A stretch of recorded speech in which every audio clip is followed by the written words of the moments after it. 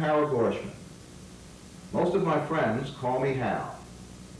I started to research our family history 2 years ago in 1981 because I had a strong desire to know something about the lives of those who preceded me in the family.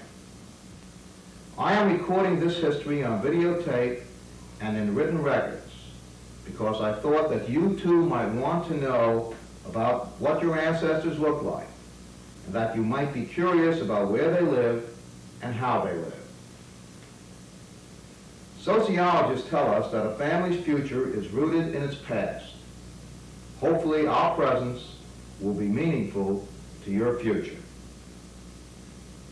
I hope that one of you will now undertake the task of recording your generation's life so that the history of our families will continue and we will live forever. In a broad sense, our family can be traced back to early biblical times.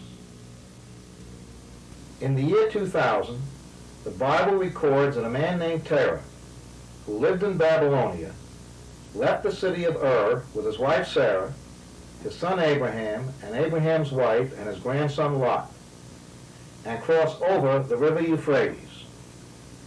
By the act of crossing over the river, this family became the first people in the Bible to become identified as Ivriim, which translated into English means the people who crossed over the river. These people are now known as the Hebrews or Jews. The wanderings of Terah and his family took them 600 miles northwest from Ur to the land of Haran, in the southern part of what is now Turkey. It is here that Abraham has a mystical experience. He meets, according to the Bible, the Lord God Jehovah. At this meeting, God proposes a covenant to the patriarch Abraham, who is now 75 years old. According to the Bible, the covenant stipulated that if Abraham will follow the commandments of God, he in his turn will make the descendants of Abraham his chosen people and place them under his protection. At this time, God stipulates only one commandment and makes only one promise. The commandment is that all males of his chosen people must be circumcised on the 8th day after birth, or if converted into the faith, then circumcised upon conversion. The promise to the Hebrews is the land of Canaan, or what is known today as the country of Israel. The descendants of Abraham multiplied and developed into a unified tribe. They wandered through many lands over thousands of years, establishing religious laws, rituals, and customs centered around the now invisible God, Yahweh. The Bible records Abraham as being a direct descendant of Adam and Eve in the following order.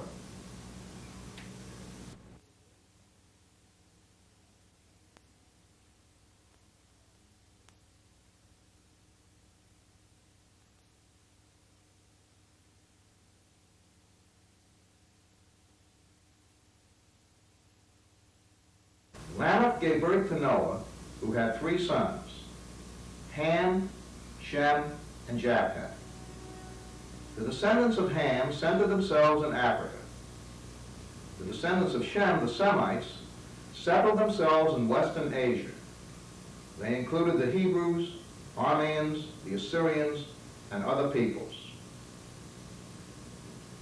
Abraham is a descendant of Shem. The descendants of Japheth represent the European peoples in the West. The Gorschman family's earliest known connections start in what is now known as Russia, or the Union of Soviet Socialist Republics. There is another theory about the emergence of Jews from this Russian area. If we look back on the biblical family tree, we see that a group of people known as the Khazars were descendants from Japheth, one of the 3 sons of Noah.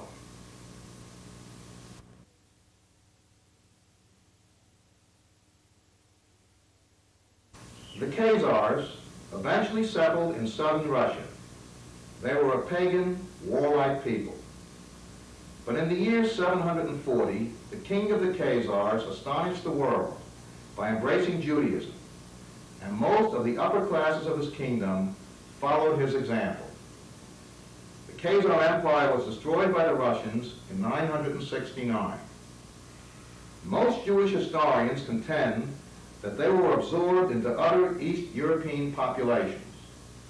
Some scholars maintain, though, that most of today's East European Jews are descendants of the Khazars. It is impossible to determine if the Gorschman lineage traces back to Abraham or to Khazar, but the evidence of Hebraic culture within the family is quite apparent. All males in the family were circumcised. The early families kept strict Hebraic kosher dietary rules in the household and followed other Jewish laws. Some members of the family were persecuted, and some were killed because they identified as Jews. Today, some family members maintain the Jewish Hebraic customs to a great degree, others to a lesser extent, and some do not practice or follow the traditional Jewish ways. But even those who have married non-Jews are strongly influenced by the family's Hebraic culture. We pick up the trail of the Gorschman family in Borisov, Russia, near the city of Minsk in the year 1850 A.D., with the birth of Chaim Hirsch Gorschman.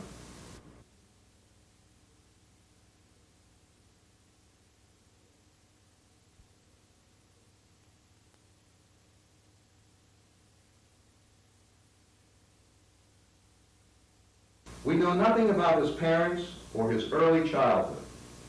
We can surmise, however, that he lived a typical Jewish boyhood life of the early 1850s in Tsarist Russia, a life which exposed him to the fringes of Russian society, but which kept him and his family excluded from the mainstream of Russian culture.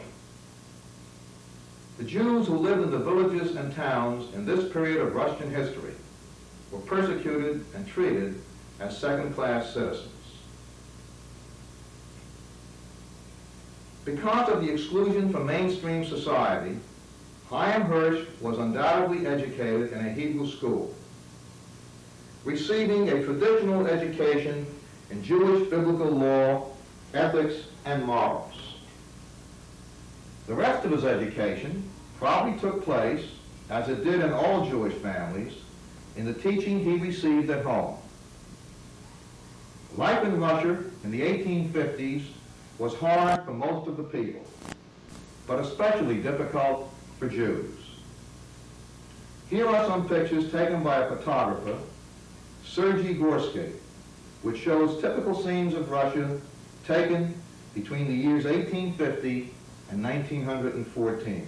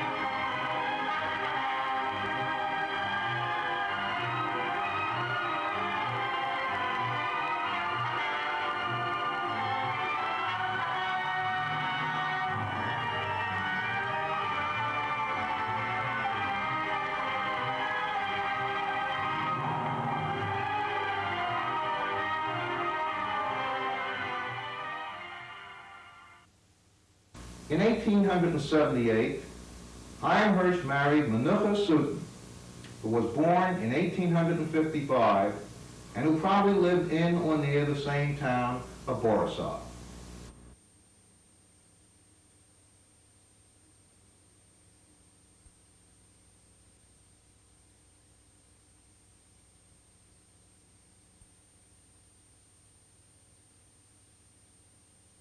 The marriage was probably arranged, as was the custom for Jewish families in those days. Menucha probably was the typical Jewish housewife of that period.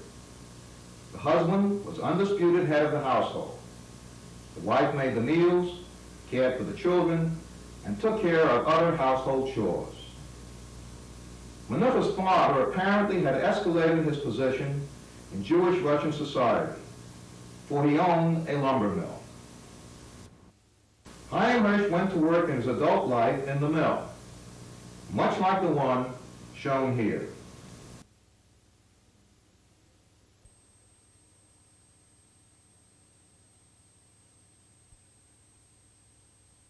Chaim Hirsch and Menucha had 6 children.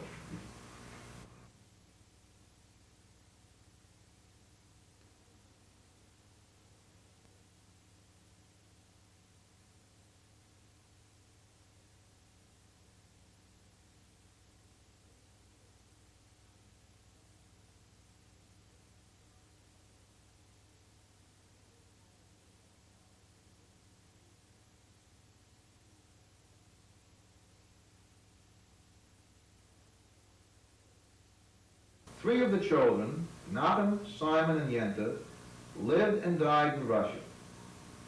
For the most part of their adult lives, they lived in the city of Minsk, a city not far from their place of birth. Aaron, Solomon, and Fagel emigrated to the United States of America, never to see their parents or brothers and sisters again. We now begin the family history of each of the 6 descendants of Chaim Hirsch and Menucha Gorschman. Information concerning some of the families who remained in Russia was obtained through recollection of stories told by the parents of first-generation Americans and by stories told to Russian members of the family by their parents.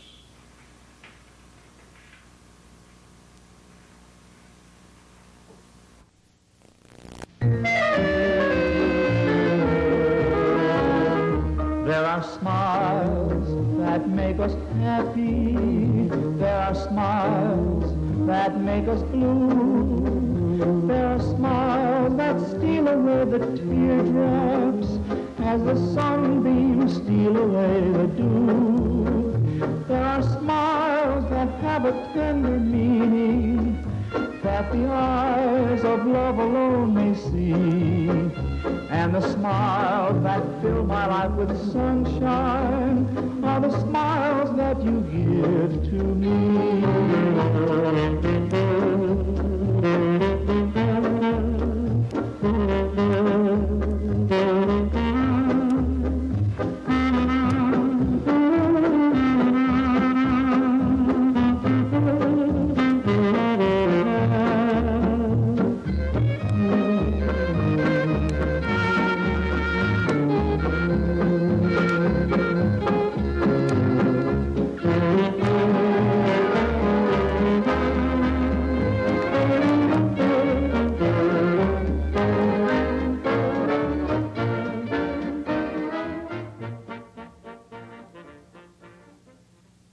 Hi, I'm Gorschman. This part of the tape is a family history of my father and mother, Solomon and Toby Gorschman.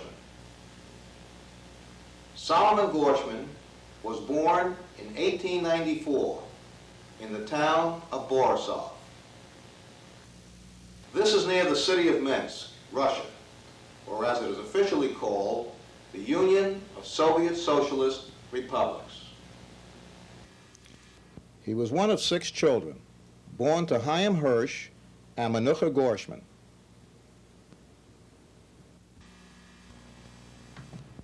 We know almost nothing about his early boyhood, but we can presume that he was educated in a Hebrew school, as was the custom for Jewish boys of that time.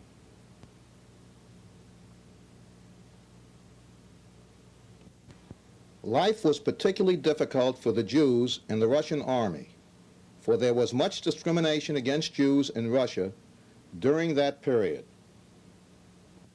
To escape from this discrimination, he jumped off the troop train which was taking him to the army camp. He was able to escape detection and cross the border, and eventually he came to the United States of America. Unable to find work, he enlisted in the United States Army. He was always proud of his service in the Army, and he used to tell me many stories of his adventures during the time he served in the armed forces.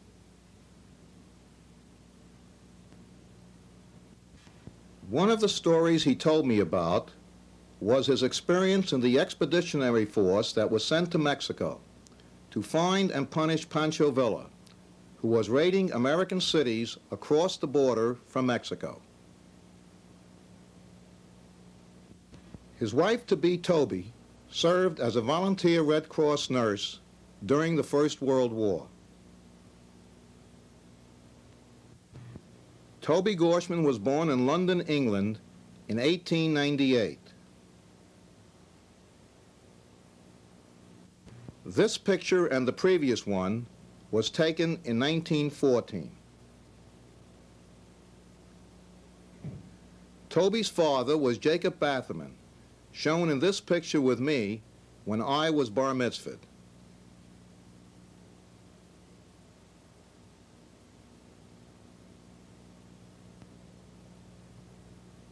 Her mother was Anna Batherman, shown in this picture taken in 1945. Anna and Jacob Batherman had 2 sons. Sam Batherman, shown in this picture.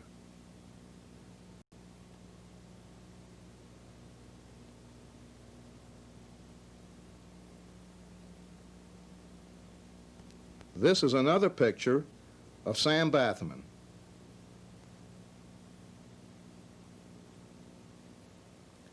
This is a picture of their second son, Michael, who changed his name to Bade in his adult life.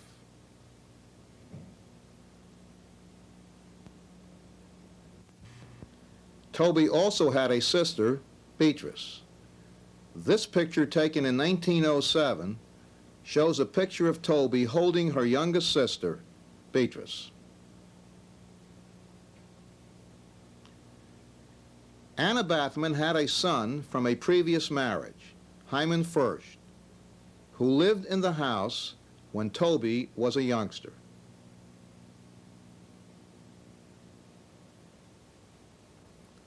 This is a picture of Hyman Furst's daughter, Thelma Kaplan. This is his son Robert and his wife Roselle. They now live in Scranton, Pennsylvania. Anna was eventually divorced from her husband Jacob. Anna raised Toby and her other children herself, working to make sufficient money to support the children.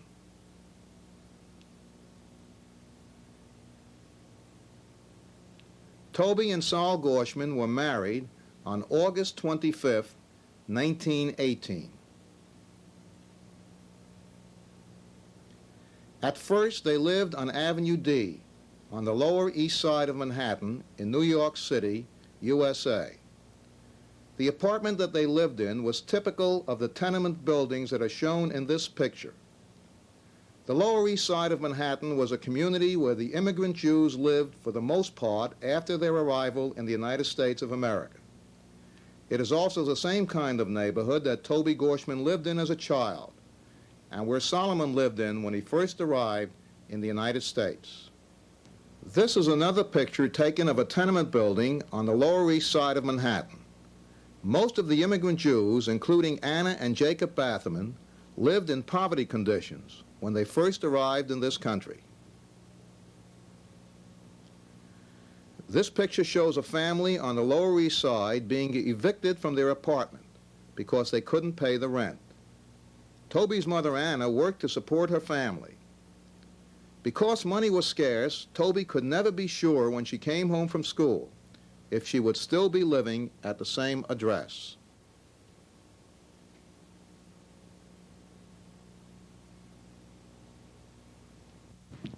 Toby and Saul Gorschman's first child was named Esther. She died from pneumonia when she was 6 months old. She was buried in Queens, New York.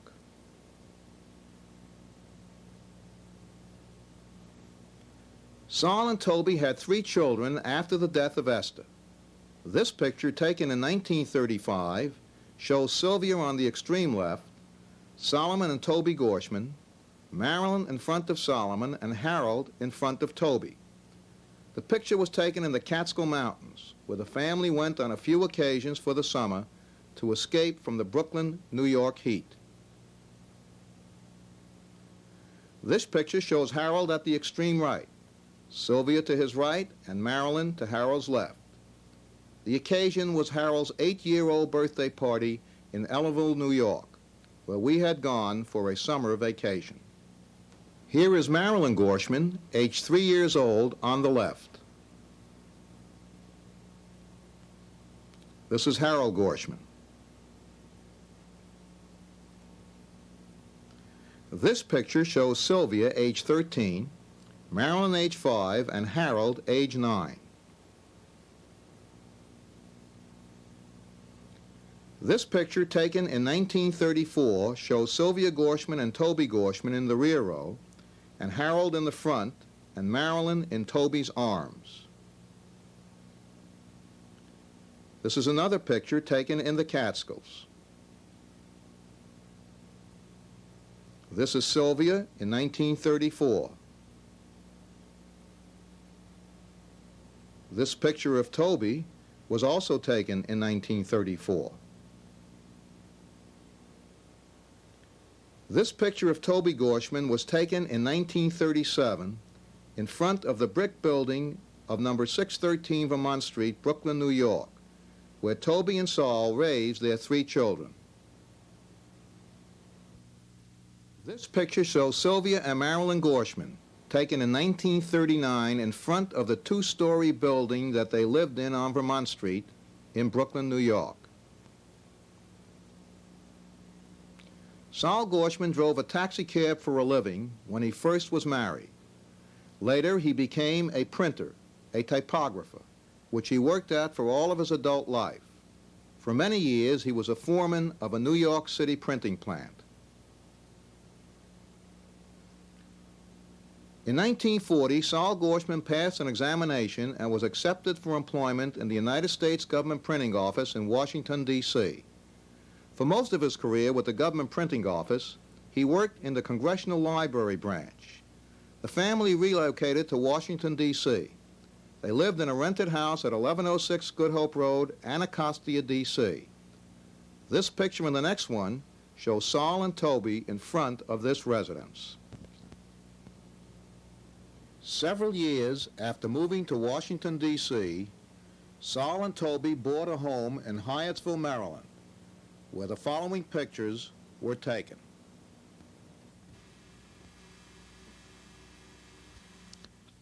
Saul and Toby loved their house in Hyattsville. They took great pleasure in relaxing in their backyard. Toby grew beautiful flowers in the yard, and she also raised orchids on her porch, which she gave to friends and relatives for special occasions. This is Toby in front of a tree that she planted when it was only a foot high.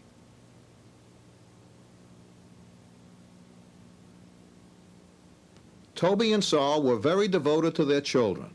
Toby cherished all the memorable things related to them. She saved their wedding invitations. This is a card that she pasted into her scrapbook with these comments: "From across the seas to Germany and back to the USA." Sent to Harold from his sister Sylvia to Germany, so that Dad would be able to receive this card from his son for Dad's birthday from across the seas.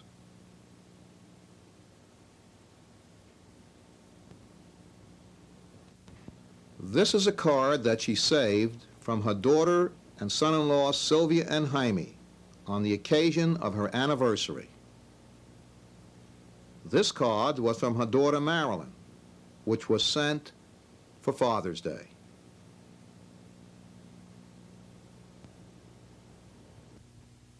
After Saul Gorschman's retirement from the government printing office, he and Toby made a few trips to Florida for a month or two at a time for vacations. They really loved these trips, relaxing in the sun and visiting beaches and seeing other sights.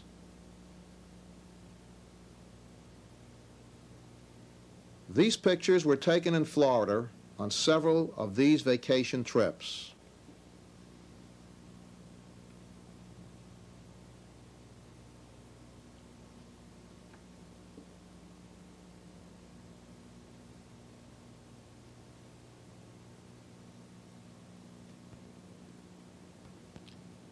The following pictures were taken on Solomon and Toby Gorschman's 50th wedding anniversary party held in Maryland.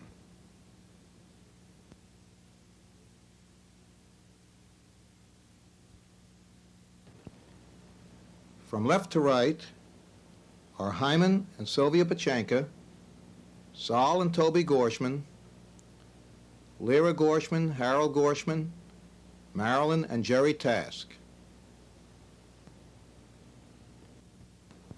On the left is Susan Gorschman, Eileen Gorschman, Marlene Pachanka, Saul and Toby Gorschman, Bart, Marlene's first husband, Evelyn Judy Task, and Howard Task.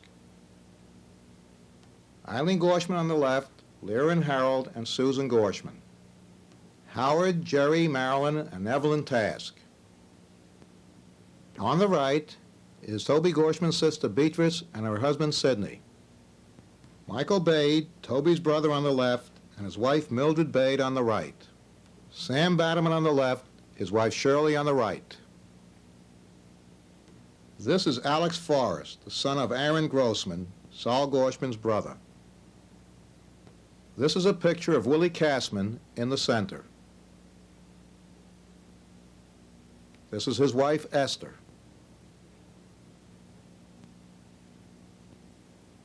This is Harold Gorschman with his father on this happy occasion. There are smiles that make us happy. There are smiles that make us blue. There are smiles that steal away the teardrops as the sunbeams steal away the dew. There are smiles that have a tender meaning that the eyes of love alone may see. And the smiles that fill my life with sunshine are the smiles that you give to me.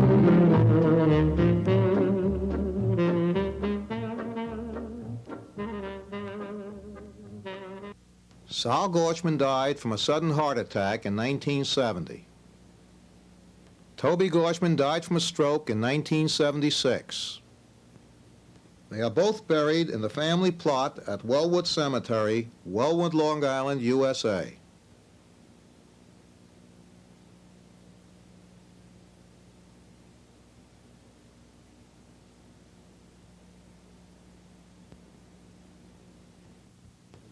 We have two customs in our faith and in our family.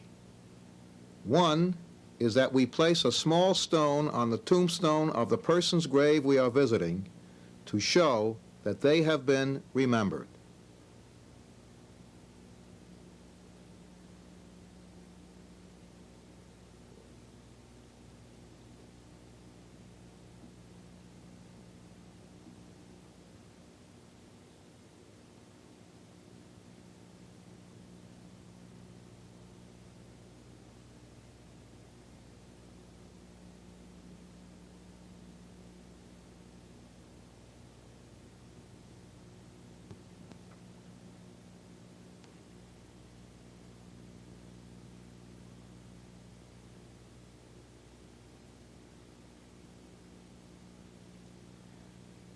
The second custom is that when we leave a cemetery, we never look back. My father told me that this custom was derived from the biblical story of Sodom and Gomorrah, where God told Lot's wife not to look back on the dead city that he had destroyed. But she did look back, and God turned her into a pillar of salt.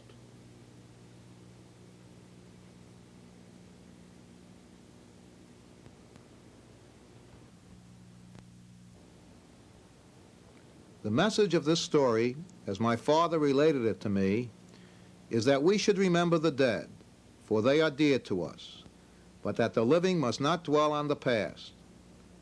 This family history hopefully reflects my parents' beliefs, for it is the future of their children that they dedicated their lives to.